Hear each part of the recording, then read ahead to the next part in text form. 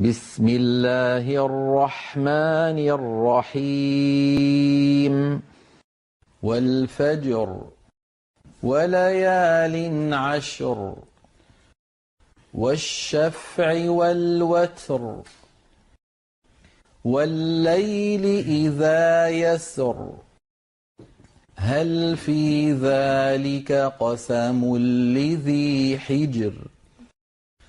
ألم تر كيف فعل ربك بعاد إرم ذات العماد التي لم يخلق مثلها في البلاد وثمود الذين جابوا الصخر بالواد وفرعون ذي الأوتاد الذين طغوا في البلاد فأكثروا فيها الفساد فصب عليهم ربك سوط عذاب إن ربك لبالمرصاد فأما الإنسان إذا ما ابتلاه ربه فأكرمه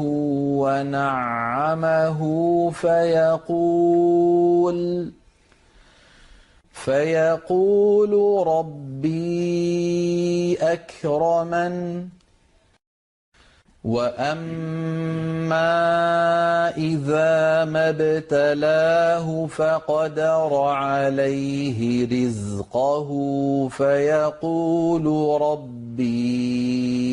أهانن كلا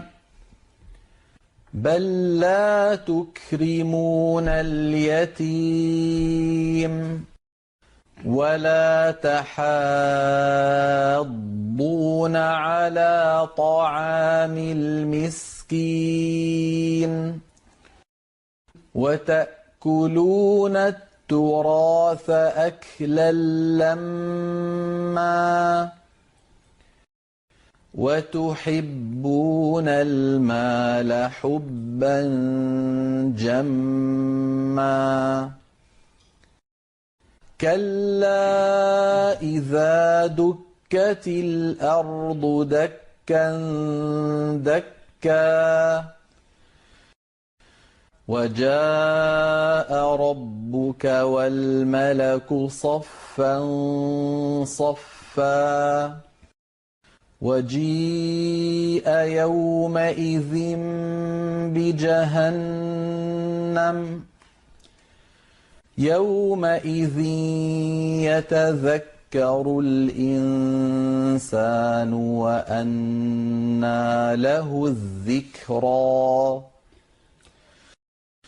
يقول يا ليتني قدمت لحياتي فيومئذ لا يعذب عذابه أحد ولا يوثق وثاقه أحد يا أيتها النفس المطمئنة ارجعي إلى ربك راضية مرضية فادخلي في عبادي وادخلي جنتي